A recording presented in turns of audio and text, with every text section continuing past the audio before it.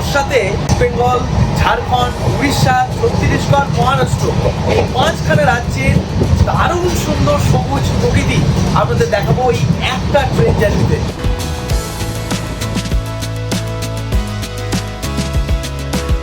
এই রয়েছে ভাত, এর রয়েছে ডাল, ডালটা কিন্তু বেশ পুরু, তার সঙ্গে রয়েছে মাংস। থেকে নিয়ে এসেছি ডাল, সবজি, আর বাড়ি থেকে একটু মাছ ভাজা ছিল, সেটা নিয়ে মাছ ভাজা না, বলো ছোট ছোট মাছ ভাজা। সেটাই।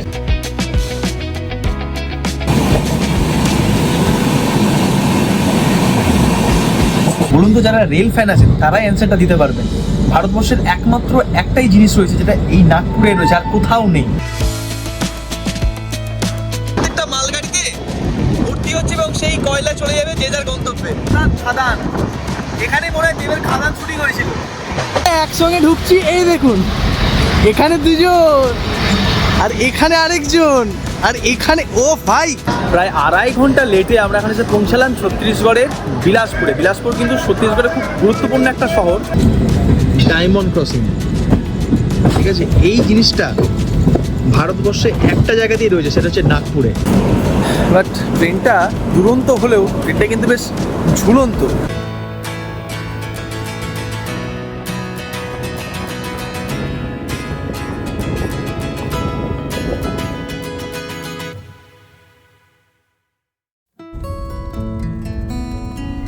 বর্ষায় প্রথমবারের মতন এই সুন্দর মহারাষ্ট্রকে দেখব। আর সেই মহারাষ্ট্র পৌঁছানোর বাহন হাওড়া পুনে দুরন্ত এক্সপ্রেসের ছাড়ার সময় একেবারে সকালবেলা 5:35। তাই কাক ভোরে ঘুম থেকে উঠেই সোজা পৌঁছে গেলাম হাওড়া স্টেশন। বৃষ্টি ভেজা এক সকালে আপনাদের সকলকে স্বাগত জানাচ্ছি একটা নতুন গল্পে। বিগত 4-5 দিন মহারাষ্ট্রে এত বৃষ্টি হয়েছে যে মুম্বাই নাকি ভেসে গিয়েছে। তবে সেই বৃষ্টিকে পরোয়া না করে এই বর্ষায় আপনাদের মেঘালয় দেখিয়েছি, এই বর্ষায় আপনাদের উড়িষ্যা দেখিয়েছি, এই বর্ষায় আরও একটা রাজ্য খুব সুন্দর হয়ে ওঠে, সেটা হচ্ছে মহারাষ্ট্র। আর বহুদিন পর দাদা আর বৌদির সঙ্গে দেখাও হবে। সেই দাদা গিয়েছে বিয়ের পরপর এপ্রিল মাসে, তারপর থেকে এত মাস হয়ে গেল দাদার সঙ্গে দেখা হয়নি, মনটাও কেমনটা ছটফট করছিল। তাই টিকিট বুক করে আজ 21 তারিখ ভোর 5:10 বাজে আমি পৌঁছে গিয়েছি এখন হাওড়া স্টেশনে। আকাশটা পুরোই মেঘলা, আর হাওড়া স্টেশনে আজ ভোর 5:45 21 নম্বর প্ল্যাটফর্ম থেকে ছাড়বে 12222 পুনে দুরন্ত এক্সপ্রেস। সেই পুনে দুরন্ত এক্সপ্রেসে চেপেই আগামীকাল পৌঁছাবো পুনে।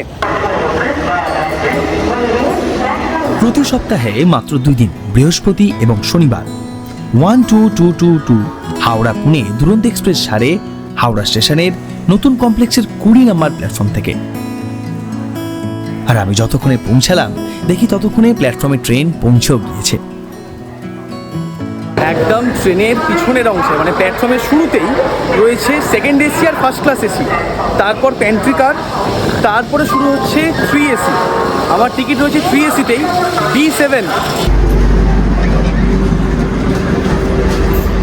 কোচ হচ্ছে B7, সিট নাম্বার হচ্ছে 12। অন্যান্য বা ট্রেন জার্নিতে ম্যাক্সিমাম সময় কেউ না কেউ সঙ্গে থাকে, বাট এইবারে সম্পূর্ণ 26 ঘন্টা 28 ঘন্টা জার্নিটা কলকাতা থেকে পুনে অবধি একাই। আর মানে 2 মাস আগেই টিকিট কেটে রেখেছিলাম, এই জন্য লোয়ারটা পেয়েছি, নাহলে সাধারণত আমাদের লোয়ার দেয় না। এটা দিলাম 2020 German rake LHB body গোটাটা।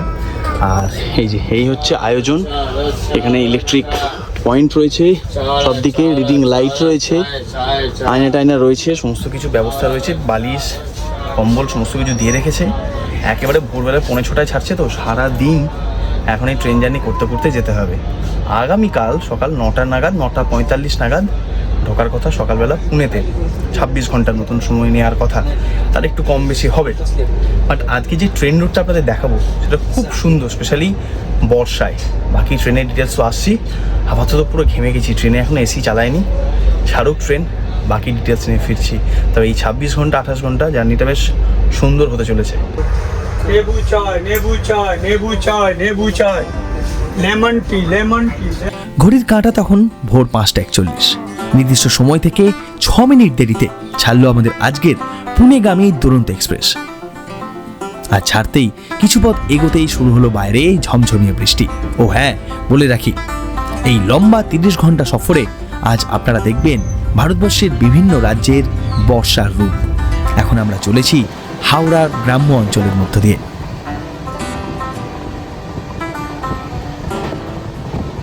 Train তো দিল ছেড়ে, এখন আমরা হাওড়ারই বিভিন্ন অংশ দিয়ে যাচ্ছি। একটু আগে সাঁতরাগাছি পেরোলাম, উলবেড়িয়া বাগনান হয়ে বেরোবো আমরা।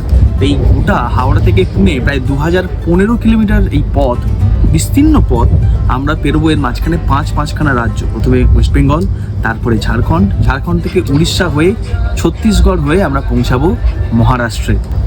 সুন্দর এই বর্ষায় পাঁচখানা রাজ্য, পশ্চিমবঙ্গের, ঝাড়খণ্ডের, উড়িষ্যার, ছত্তিশগড়ের, মহারাষ্ট্রের বিভিন্ন অংশের প্রতি যখন যাব আমরা, তখন বিভিন্ন অংশে বর্ষায় যে সবুজ রূপ সেটা আপনাদের দেখাতে পারবো। আর এই দুরন্তর একটা ভালো বিষয় হচ্ছে এখানে খাবার দেয়। আরেকটা যে ট্রেন রয়েছে আজাদ হিন্দ এক্সপ্রেস, সেটা এই আমাদের ইন্ডিয়ার ওয়ান অফ দ্য বেকার ট্রেনের মধ্যে পড়ে একটা। এত সময় লাগায় প্লাস এত লেট করে যে না যাওয়ার মতোই আর সে জম্মুতাবের মতো। এই দুরন্ততে আরেকটা জিনিস ভালো হচ্ছে যে খাবার দেয়। তবে দুরন্ত সপ্তাহে 2 দিন চলে, এই বৃহস্পতিবার আর শনিবার। তবে আজাদ হিন্দ কিন্তু প্রত্যেক দিন হাওড়া স্টেশন থেকে ছাড়ে, যে টাইম নির্দিষ্ট টাইমে অর্ধেক দিন ছাড়ে না, কারণ অনেক লেটেই ছাড়ে। যাই হোক, খাবার দাবার তো অর্ডার টিকিটের সঙ্গে করাই আছে ক্যাটারিং, তো সেটাই আরেকবার দাদা জিজ্ঞেস করে গেলো আর কি, ভেজ না নন ভেজ খাবার দাবার আসুক।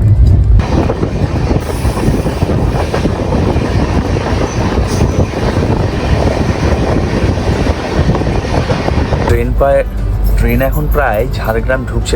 আর এখন আমাদের দিল হচ্ছে সকালের ব্রেকফাস্ট, ননভেজ। তাই সঙ্গে রয়েছে এইদিকে রয়েছে চিরাচুটির সেই অমলেট, সঙ্গে সিদ্ধ কিছু ভেজিস, এখানে রয়েছে ব্রেড, এটা টিকিট, একটা জুস দিয়েছে, তার সঙ্গে বাটার আছে আর সস আছে, কেচাপ আছে। তো এই হচ্ছে ব্রেকফাস্ট। আর যারা ভেজ নেবেন, এই অমলেটের জায়গায় থাকবে হচ্ছে একটা ভেজ কাটলেট, বাকি সবই একই। এই সমস্ত ট্রেনের খাবার দাবার একই, রাজধানী বলুন, দুরন্ত বলুন, শতাব্দী বলুন, খানিক বন্দে ভারত, খাবার দাবার সেই একই। যাক, একা রয়েছি এবার, আর মায়ের থেকে কোনো খাবার বানিয়ে নিয়ে আসেনি, কারণ এত ভোরে ট্রেন, কি আর খাবার বানিয়ে নিয়ে আসবো। তাই ক্যাটারিং মানে এই মিলটা টিকিটের সাথে ইনক্লুড করে নিয়েছি। অনেকে আমাকে জিজ্ঞেস করেন, দাদা এই সমস্ত ট্রেনে যেখানে খাবার দেয় সেখানে কি খাবার সমিতি টিকিট করা যায় না খাবার ছাড়াও টিকিট করা যায়? উইদাউট ফুড বা উইদাউট মিলও কিন্তু আপনি টিকিট করতে পারেন। যখন আপনি টিকিট কাটছেন তখনই নিচে একটা অপশান থাকে উইথ মিল, নো ফুড বা ফুডের অপশান। তো নো ফুড অপশান সিলেক্ট করলে আপনার মিল ছাড়া টিকিট কাটা যায়। সে রাজধানী হোক, দুরন্ত হোক, শতাব্দী হোক, কিংবা বন্দে ভারত, কিংবা তেজাস, সব ট্রেনে।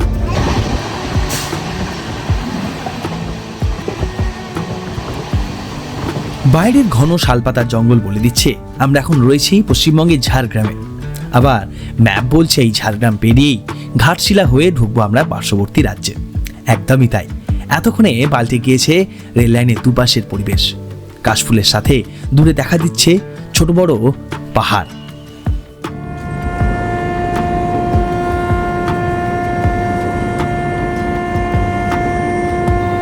বর্ষায় সত্যি এই জায়গা অপরূপ সুন্দর, কখনো পাহাড়, কখনো নদী, সব মিলিয়ে বাঙালির ঘোরার জন্যই বর্ষাতে ঝাড়খণ্ড দারুণ একটা ঠিকানাও বটে।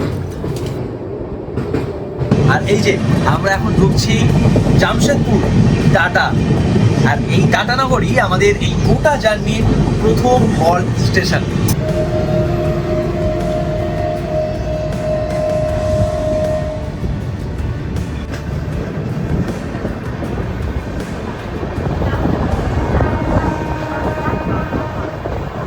হাওড়া থেকে প্রায় 250 কিলোমিটার পথ পেরিয়ে আমরা এখন সে পৌঁছালাম ঝাড়খণ্ডের টাটানগরে।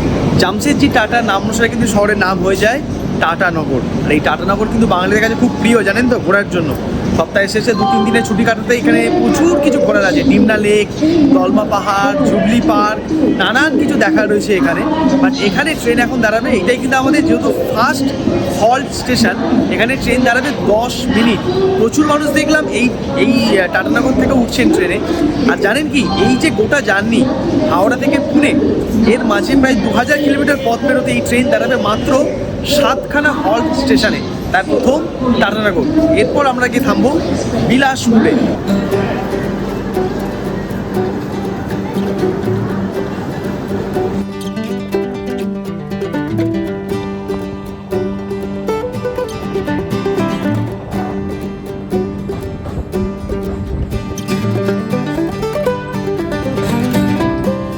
আমরা বেরোচ্ছি আমাদের জার্নির 3 নাম্বার স্টেট উড়িষ্যা। উড়িষ্যা যদিও খুব অল্পক্ষণের জন্যই থাকবো, ঝাড়খণ্ড হয়ে উড়িষ্যা অল্পক্ষণের জন্য থেকে পৌঁছে যাব ছত্তিশগড়। আর দেখুন কি সুন্দর লাগছে চারিদিকটা, কত সবুজ, খুবই দূরে কি সুন্দর দেখতে লাগছে, টিলার মতন পাহাড়। এটা কিন্তু এবার গোটা রাস্তায় চলবে, ছত্তিশগড়ে গিয়ে থামবে, আবার যখন মহারাষ্ট্রে ঢুকবো, মহারাষ্ট্রে কিন্তু পশ্চিমঘাট পর্বতমালা পাবো আমরা রেল লাইনের দুধারে।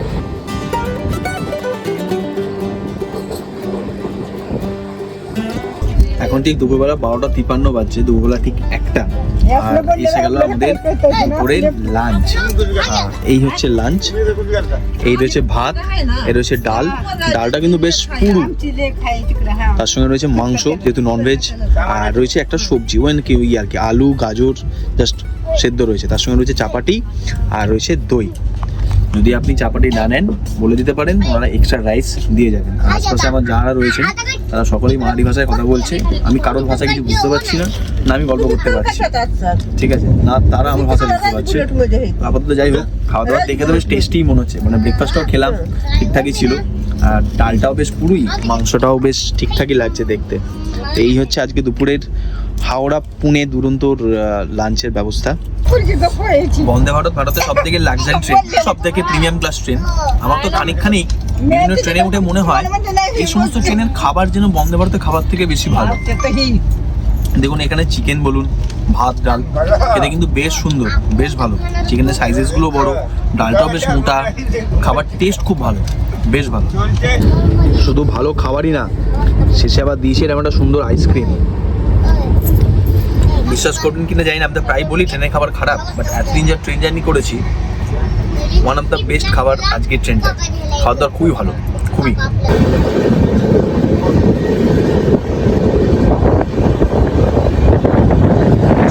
আমরা দেখি না যে মালগাড়িতে করে কয়লা নিয়ে যাচ্ছে, এই দেখুন সব জায়গা থেকে মালগাড়িতে সব লোড হচ্ছে কয়লা।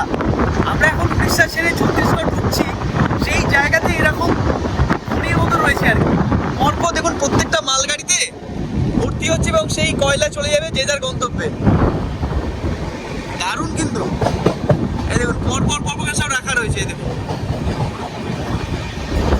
এবং এর পিছনে মনে হয় খনি রয়েছে, ঠিক এর পিছনে খাদান, এখানে মনে হয় দেবের খাদান শুটিং হয়েছিল।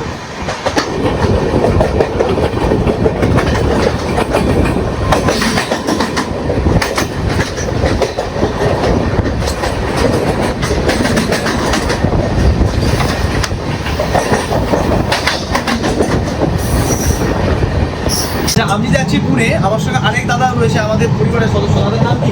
আমার নাম অয়নদা আমাদের পরিবারের সদস্য, সেও যাচ্ছে পুনে। কেমন লাগছে আমাদের? দারুণ তোমার লাস্ট একটা ভিডিও দেখেছি আমি পুরীর, আচ্ছা ভালো লেগেছে।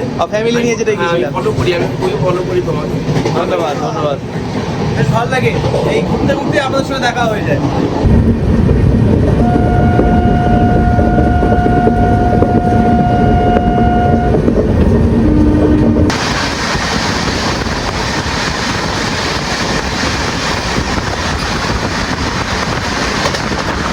এই রুটে দেখছি প্যাসেঞ্জার বা এক্সপ্রেস ট্রেনের তুলনায় মালগাড়ির সংখ্যা অনেক বেশি, কারণ এখানে কয়লার কারখানা রয়েছে, বড় বড় সব ফ্যাক্টরি রয়েছে, ইস্পাত কারখানা রয়েছে। ও হ্যাঁ, আপনার তো বলাই হয়নি, আমরা কিন্তু এর মধ্যে পৌঁছে গিয়েছি আমাদের জার্নির চতুর্থ রাজ্য ছত্তিশগড়ে। আর পরপর রাস্তার মানে রেলপথের দুধারে বড় বড় সব ফ্যাক্টরি রয়েছে, সেখান থেকে সব মালগাড়ি করে মাল যাচ্ছে বিভিন্ন রাজ্যে, বিভিন্ন শহরে। আমরা তো ওই ট্রেনের খাবার খেলাম, বাট আমাদের পৌঁছে যে অ্যাটেন্ডেন্ট দাদার নাম কি দাদা? আমার নাম বিশ্বজিৎ দেবনাথ। বিশ্বজিৎদার বাড়ি হচ্ছে মসনন্দপুর। দাদা আমরা তো খেলাম প্যান্ট্রির খাবার, তুমি কি খেলে?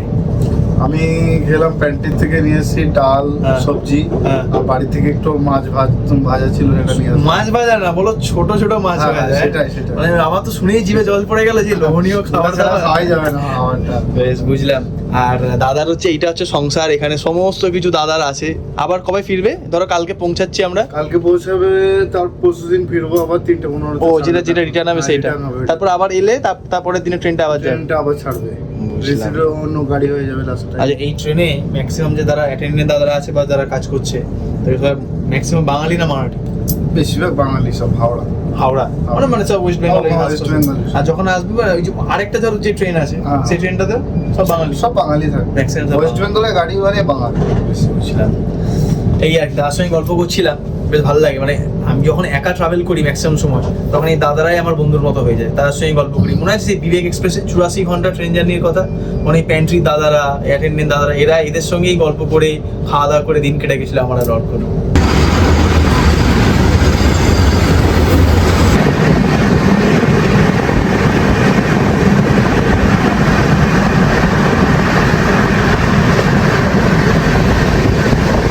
এখন ঠিক বিকাল 5টা বাজে, ট্রেন বেশ খানিকটা লেট, প্রায় 2.5 ঘন্টার মতো ট্রেনটা লেটে চলছে।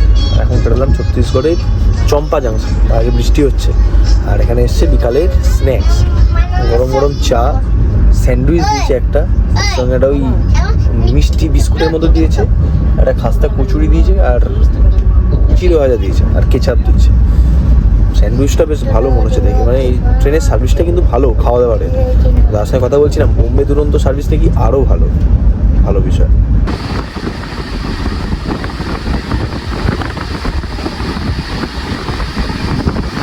বাইরের আকাশটার অবস্থা দেখবেন, পশ্চিম আকাশ পুরো কালো করে গেছে, একদম কালো মেঘে, তার সঙ্গে শুরু হয়েছে ঝমঝমিয়ে বৃষ্টি। আমি এত জোরে ট্রেন চলছে, আমি বাইরে ভিডিও নিলাম, কোনো আওয়াজ আসেনি। অবস্থা দেখুন এই দিকটা, এরকম লম্বা রুটের একটা ট্রেন জার্নি, তার সঙ্গে এরকম ঝমঝমিয়ে বৃষ্টি। ও বাবা, মাঝে মাঝে বাজও পড়ছে দূরের জমিগুলোতে, তার দিকে একেবারে সবুজ। বিকাল এখন 5টা বাজে, পুরো মনে হচ্ছে সন্ধ্যেবেলা নেমে যাচ্ছে, এত কালো করে গেছে গোটা আকাশ, দারুণ লাগছে দেখুন, কি অপূর্ব লাগছে দেখুন। শুরু হয়েছে ঝমঝমিয়ে বৃষ্টি, দারুণ লাগে। প্রায় 2.5 ঘন্টা লেটে আমরা এখানে এসে পৌঁছালাম ছত্তিশগড়ের বিলাসপুরে। বিলাসপুর কিন্তু ছত্তিশগড়ের খুব গুরুত্বপূর্ণ একটা শহর, এবং এটা কিন্তু টুরিস্টদের কাছেও খুব ফেমাস। তাছাড়া এখানে দুবরাজ রাইস এবং কোসা সিল্ক, এটাও কিন্তু খুব বিখ্যাত। এই যে কোনো স্টেশনে দাঁড়াবে ট্রেন, সেখানে কিন্তু 2-4 মিনিট 5 মিনিট নয়, 10 মিনিট মতন ট্রেন প্রত্যেকটা স্টেশনেই দাঁড়াবে।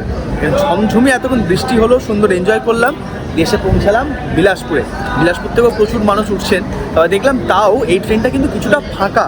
আজাদিন এক্সপ্রেস তুলনায় অনেকটা বেশি ভিড় থাকে, কারণ ওটা স্লিপার ক্লাস মানুষও থাকে, আর এটাতে কেবল 3 এসি, 2 এসি আর 1 এসি রয়েছে তো, এবং সপ্তাহে মাত্র 2 দিন চলে, তাই তুলনায় দেখলাম লোকাল মানুষও কম, বেশ কিছুটা ফাঁকা ফাঁকাই যাচ্ছে।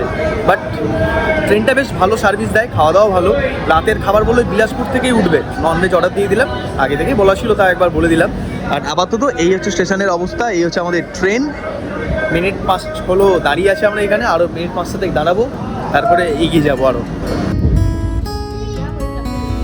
দেখতে দেখতে বিকাল গড়িয়ে সন্ধে নামলো, তবু দুর্বার গতিতে নিরন্তর ছুটে চলেছে আমাদের এই দুরন্ত এক্সপ্রেস।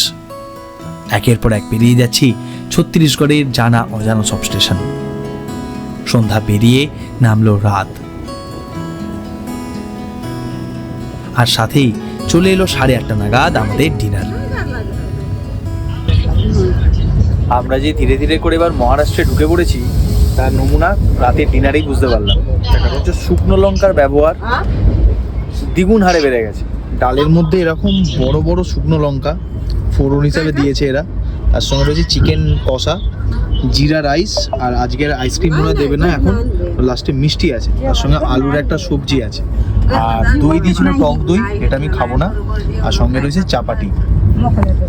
ইন্ডিয়া ভ্রমণের সময় দেখেছিলাম গত বছর ইন্ডিয়া ট্যুরের সময়, যে যখন আমরা কোলাপুর ঢুকেছিলাম, কোলাপুর না পুনে দিয়ে যখন যাচ্ছিলাম আমরা মুম্বাই থেকে, তখন শুকনো লঙ্কা কীরকম মানে ডালের ওপর ছিল আর কি। তো ভারতের এইটাই মানে বিশাল একটা বিস্তৃতি, উত্তর থেকে দক্ষিণ, পূর্ব থেকে পশ্চিম, যে বিভিন্ন কিলোমিটার 100 কিলোমিটার ছাড়া ছাড়া খাবারের যে ধরন পাল্টায়, সেটা আপনি ভারত ভ্রমণ করলেই বুঝতে পারবেন।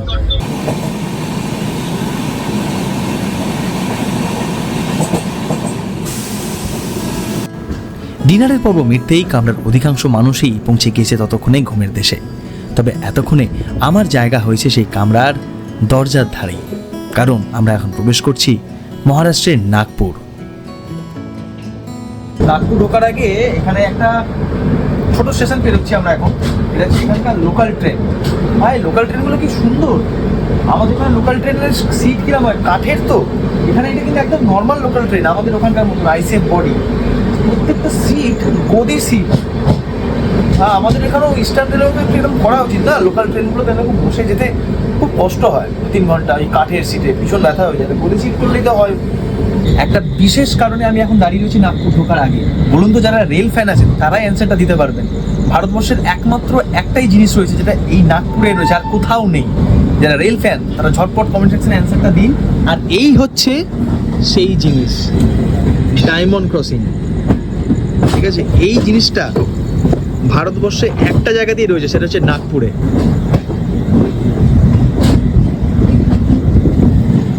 এটার গুরুত্ব কি জানেন? এইটা কলকাতা, মুম্বাই, দিল্লি, চেন্নাই এই 4টে মেট্রোপলিটন সিটিকে কানেক্ট করে ভারতবর্ষের একদম মাঝখানে অবস্থিত এই সিটি নাগপুরের সঙ্গে। এবং এটা বহু বছর পুরনো। এটা একটা দারুণ ইঞ্জিনিয়ারিং কলা, যেটা একমাত্র নাগপুরে দেখা যায়। এইটা দেখার জন্য আমি এতক্ষণ দরজার ধারে দাঁড়িয়েছিলাম। বেশ সুন্দর।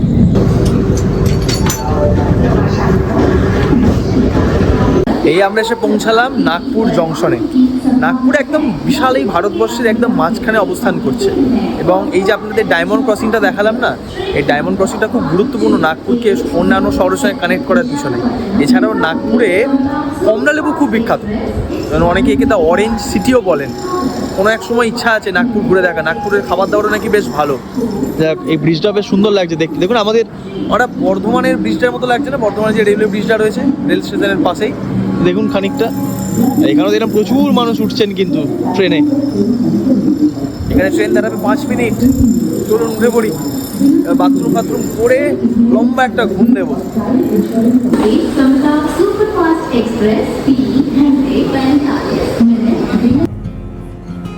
নাগপুর ছাড়িয়ে ট্রেনে এগোতেই আমিও চলে গেলাম আমার সিটে, পৌঁছে গেলাম ঘুমের দেশে। কিন্তু পরদিন সকালে যখন ঘুমটা ভাঙলো, জানলার পর্দাটা সরিয়ে দেখি রেল লাইনের দুপাশে তখন পশ্চিমঘাট পর্বতমালা শুরু হয়ে গিয়েছে।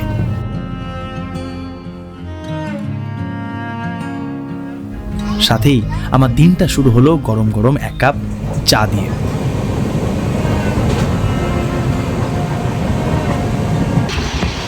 সুপ্রভাত মহারাষ্ট্র। গতকাল সারা রাত বৃষ্টি হয়েছে। যখন সকালে ঘুম থেকে উঠলাম, চারিদিকটা দিকে একেবারে সবুজ।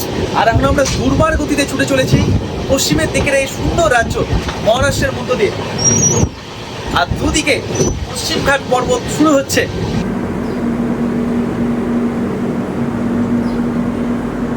যখন থামলো এই ট্রেন, ভাবলাম একটু নেমে দেখি আশপাশটা।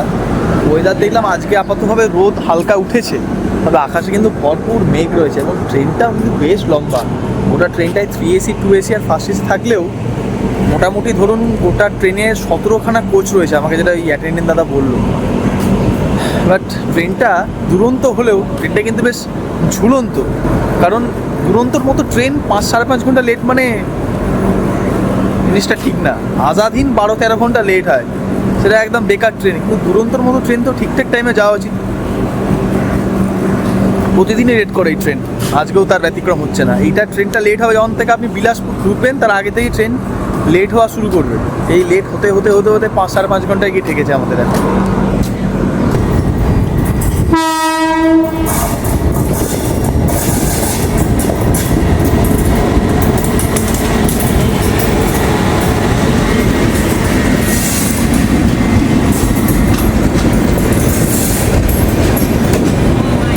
আর এখন আমার পাশ দিয়ে এখন পেরোচ্ছে ভারতবর্ষে আরেকটা সিনিক রুট দিয়ে যাওয়া ট্রেন, হজরত নিজামুদ্দিন থেকে গোয়া অব্দি, ভাস্করাডাগামা অব্দি, গোয়া এক্সপ্রেস। বর্ষায় এই রুটটাও কিন্তু দেখতে বেশ ভালো লাগে, মানে জার্নি করতে বেশ ভালো লাগে। দেখুন, এটা হচ্ছে 3 ইকোনমি। বল দো ক্যামেরা, यहाँ पे बोल दो। ये कौन सा नाम? प्रगति। হ্যাঁ, প্রগতি। হ্যাঁ। আচ্ছা, প্রগতির কিছু একটা সুইচ আছে জানেন তো, ওকে অন বা অফ কিছু করতে হয়। সকাল ভোরবেলা থেকে উঠে থেকে বক বক বক বক আরম্ভ করে যে এখন সারাদিন চলবে। যাই হোক, আমরা এখন যেখানে পৌঁছেছি সেটা হচ্ছে কোপারগাঁও, মহারাষ্ট্রের। আর আমি একটু দেরি করে উঠলাম, উঠেই বা কি করবো, কারণ আমরা কতক্ষণ লেট চলছি জানেন, আগেই বললাম আপনাদের, প্রায় 5 থেকে 5.5 ঘন্টা লেট। পুনে ঢোকার কথা 9:45 সকালবেলা, দুপুরবেলা 2:30 নাগাদ পুনে ঢুকবো আপাতত যেটা দেখাচ্ছে। আর এই স্টেশনটা দাঁড়ানোর কথা নয়, দাঁড়াবেও না হয়তো। আর এখানে দিয়ে গেছে ব্রেকফাস্ট, কালকে যা ব্রেকফাস্ট ছিল সেম ব্রেকফাস্ট আজকেও তাই রয়েছে। সকাল থেকে বাইরে রোদ থাকলেও আরো কিছু পথ এগোতেই ঘন কালো মেঘের ঘনঘটা রোমাঞ্চ বাড়িয়ে দিল এই গোটা যাত্রা পথের। সাথেই শুরু হলো একটু পরে ঝমঝমিয়ে বৃষ্টি।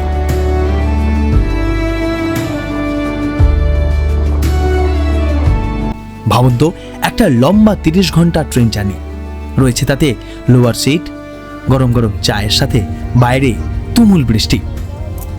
সবটাই কেমন যেন একটা স্বপ্নের মতন। সত্যি বর্ষায় এই যাত্রাপথ অনেক অনেক বেশি সুন্দর।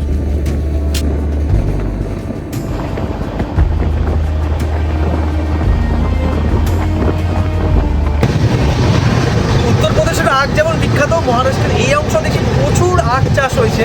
এবং দূর থেকে দেখতে পাচ্ছি পশ্চিমঘাট পর্বতমালাকে, এই প্রথম দেখলাম, প্রথম দর্শন আর কি।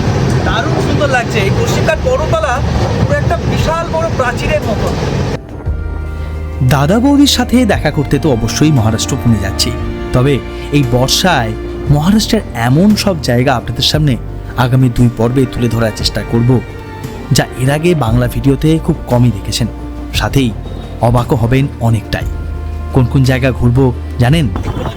তামিনী ঘাট, সাবিয়া ঘাট, ছত্রপতি শিবাজী মহারাজের যে নিজস্ব ফোর্ট রায়গড় ফোর্ট সেইটা, এবং আরও বেশ কিছু অফবিট জায়গা যেগুলো সাধারণত আমরা খুব একটা ব্লগে দেখি না, সেগুলোই মানে মহারাষ্ট্র বর্ষায় এতটাই সুন্দর।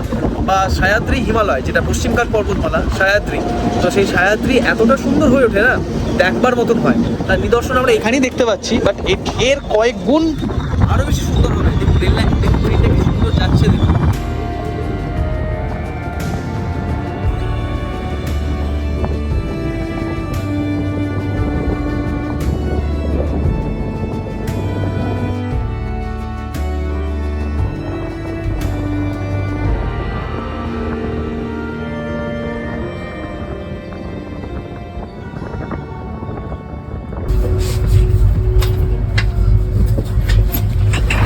আমাদের সঙ্গে যারা ছিলেন এখানে সব বসে, তারা নেমে গেলেন হচ্ছে পুনের আগের স্টেশন দৌদ কড লাইন।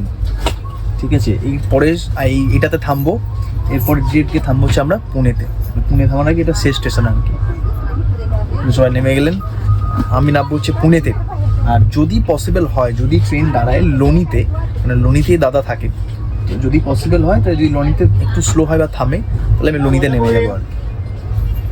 ও হ্যাঁ, আরেকটা ভালো জিনিস, যেহেতু ট্রেন আজকে লেট, ট্রেন লেটই থাকে, আর ইন্ডিয়ান রেলওয়েজের যেটা নিয়ম, ট্রেন লেট হলে সেখানে যে খাবার দিতে হয়, যেটা ইন্ডিয়ান রেলওয়েজে সেই চিরাচরিত সবজি খিচুড়ি।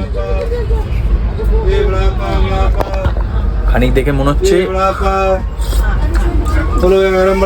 খেতে ঠিকঠাকই, দেখে খানিক মনে হচ্ছে সেই বিসর্জন হয়েছে কোনো পুজোর, বিসর্জনের পরে খিচুড়ি দিয়েছে সেরকম খেতে।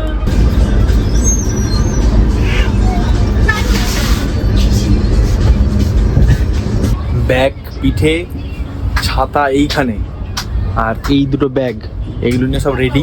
উল্লিতে ট্রাই করলাম, ট্রেন স্লো হলো বাট থামলো না। এবার এইসব নিয়ে অত রিক্সে নেওয়াটা ঠিক না। লোনিতে দেখি, লোনিতে যদি দাঁড়ায়, দাদারা বলছে, আমাকে দাদাও বললো যে হারাপসার বলে একটা জায়গা আছে পুনের আগে, যেমন আমাদের ওখানে লিলুয়া, তো ওখানে দাঁড়ালেও দাঁড়াতে একটা পারে, দাঁড়াতে নেমে যাবো, নাহলে সে পুনে গিয়ে নামবো, অসুবিধা কিছু নেই। যদি পুনে দিকে নামলে না অটো ভাড়া আবার বেশি যাবে, সেই জন্য ট্রাই করছি যদি এখানে নেমে যেতে পারি, নেমে যাবো। আগে এমনি জার্নি খুব সুন্দর ছিল, 4-4.5 ঘন্টার মতো ট্রেনটা লেট ঢুকলো।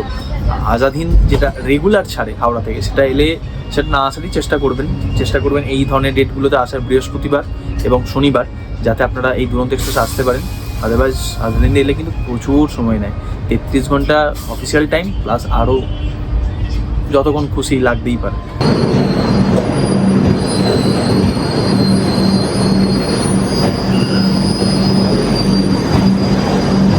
এতদিন ট্রেন জার্নির পর, এতদিন ট্রেন জার্নি করে কিছুতে একটা লাভ পেলাম। ট্রেনটা এখানে দাঁড়াচ্ছে না, হালকা স্পিডে বেরিয়ে যাচ্ছে, হালকা একটা স্পিডে বেরিয়ে যাচ্ছে।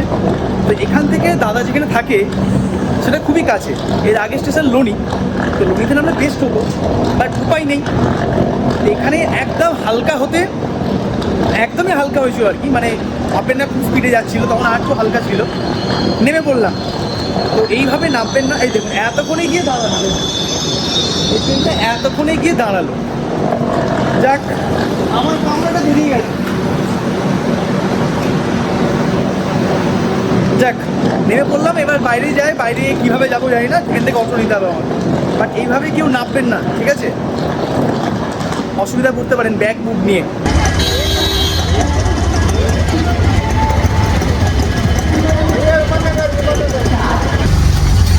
কি অবস্থা রে ভাই, স্টেশনের বাইরের অবস্থাটা দেখুন। নেই নেই আপকো নেই বল রে, স্টেশনের বাইরের অবস্থাটা দেখুন, পুরো একদম যাচ্ছে তাই। ইন্ডিয়া ট্যুরে থাকাকালীন আমরা পুনের উপর দিয়ে বেরিয়ে গেছিলাম মাঝরাতে, তখন পুনে শহরটাকে দেখা হয়নি। বাট কে জানতো বলুন যে পরের বছর দাদা শিফট হয়ে যাবে পুনে শহরেই, তখন আমাকে আসতেই হবে। আরেকটা বিষয় জানেন, যখন গত বছর মুম্বাইতে ছিলাম গণেশ পুজোর 4-5 দিন আগে, তখন যখন দেখছিলাম ঠাকুর সব আসছে এক এক করে, তখন মনটা একটু খারাপ লাগছিল যে আর কটা দিন পরে প্ল্যান করলে বা মুম্বাইতে আর কটা দিন থাকলে গণেশ পুজোটা দেখা যেতে পারে। তখন গণপতি বাপ্পাকে বলেছিলাম যে পরের বছর দেখাও যদি আসতে পারি। কে জানতো বলুন যে ভগবান লিখে রেখেছি যে দাদা শিফট হয়ে যাবে পুনেতে।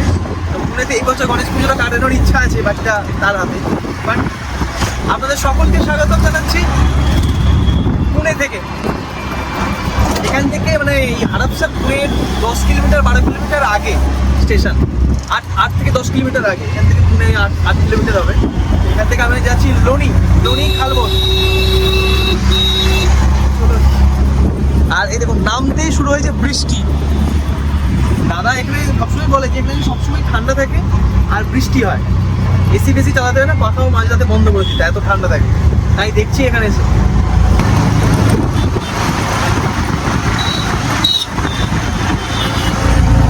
তবে শুধু আমি এসেছি তা কিন্তু নয়, সায়ন্তনদা সঞ্চিতা দি তারাও আসছে অলরেডি, তারা ল্যান্ড করে গেছে পুনে এয়ারপোর্টে। তারা সকালে ফ্লাইট ধরে এসছে আর কি। তাদেরও 15-20 মিনিট লাগবে, আমারও 15-20 মিনিট লাগবে পৌঁছাতে, মানে একসঙ্গে ঢুকবো। ওই দেখুন কে দাঁড়িয়ে আছে, বৌদি আর টুকলুদা একসঙ্গে ঢুকছি। এই দেখুন এখানে দুজন, আর এখানে আরেকজন, আর এখানে ও ভাই I am proud of you my team member. দেখুন দেখুন কাদের সাথে দেখা কতদিন পর। আমি হাত দিয়ে এখানে নিয়ে চলে এলাম, আমছি পুনে। এটা কি 1 2 চা চা চা 3 4 চা চা চা। কেমন আছো বলো? ভালো আছি। হ্যাঁ নিয়ে চলো। আমরা কুলি ভাড়া করেছি একজন, তুমি এই তো মোটা হয়ে গেছে। আচ্ছা আপনারা বলুন তো, বৌদি কি মোটা হয়ে গেছে আগের থেকে? আপনারা কি বুঝবেন, আমি নিজেই বুঝতে পারছি। অনেকদিন পশ্চিমবঙ্গে কলকাতার মিষ্টি খাইনি, তো একজনের অবস্থা দেখুন, মুখ ভর্তি কালাকাঁদ। সঞ্চিতা দি নিয়ে এসছে, দেখি বক্সটা। 10টা খাওয়া না। ওফ, না একটু মুখটা খেনা সন্দেশটা, অবস্থা দেখুন। অনেকদিন পর বাংলা সেই সুন্দর মিষ্টি পেলে যা হয় আর কি। এখানে একটা মিষ্টি পাওয়া যায়, শোনো এর মধ্যে যদি একটা আমার পেটে না আসে, একটাও কিন্তু হজম হবে না তোমাদের। আমি ভালো মতনই জানি। হ্যাঁ যাক, পুনে এসেই সকলের সাথে দেখা হয়ে মনটা দারুণ ভালো হয়ে গেল। তবে দাদার সাথে দেখা এখনো বাকি, তাই সেদিন লাঞ্চ সেরেই পৌঁছে গেছিলাম দাদার কলেজে। কতদিন পর দাদার সাথে দেখা হচ্ছে। প্রফেসরের প্রফেশনাল ব্যবহার দেখে আমরা খুব মুগ্ধ হয়ে গেছি। ভাই তোর তো এইটাই কলেজ রে ভাই। সেদিন গোটা বিকাল আমরা কাটিয়েছিলাম দাদার কলেজের ক্যাম্পাসে, ঘুরে ঘুরে দেখেছিলাম গোটা জায়গাটা কি সুন্দর। যাক, এই ভিডিও অলরেডি আপনারা দেখেছেন আমাদের লাইফস্টাইল ব্লগ চ্যানেলে। যারা দেখেননি তাদের জন্য লিঙ্ক দিয়ে রাখলাম উপরে আই বাটনে। তবে আগামীকাল থেকে আমরা সকলে মিলে ঘুরবো এই বর্ষায় মহারাষ্ট্র, দেখাবো এক অচেনা অদেখা মহারাষ্ট্রকে।